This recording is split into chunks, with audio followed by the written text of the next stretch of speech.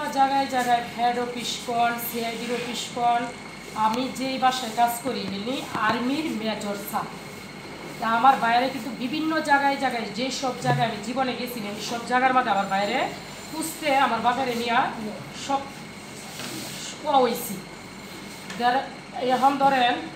আমার যে বিষয়টা আমার বাইরে যে এই ডিবির লুকে আমি যতটুকু শুনছি মানুষের ভিতরে যে ছেলেটা গ্যাঞ্জাম করছে স্যারের চিনে না অবশ্যই স্যারের হাতে কলারে এবার হাত ধরে নিয়ে স্যারের নিয়ে বুঝানির চেষ্টা করছে, সে কিন্তু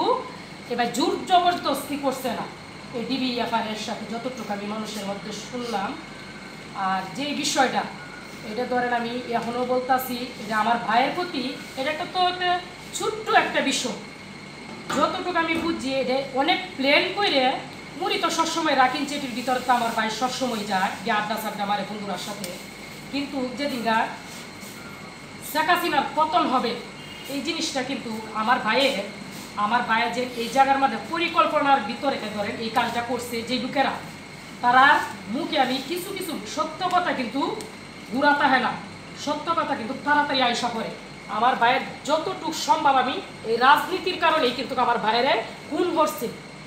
যে কোনো জায়গার মধ্যে এই লোকটার দিয়ে যে কোনো রাজনীতির বিষয়ে আমার ভাইয়ে আজকে গায়ে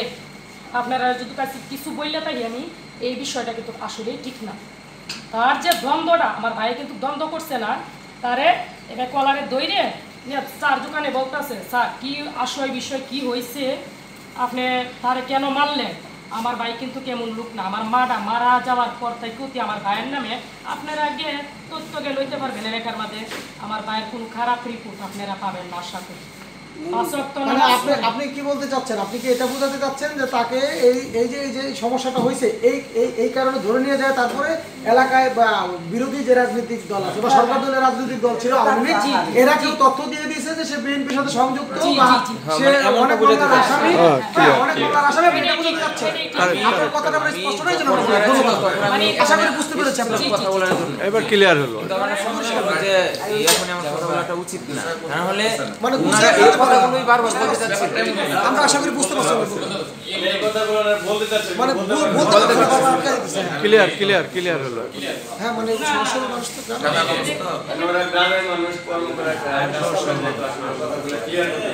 আমি আর একটু আসছিলাম একটু তথ্য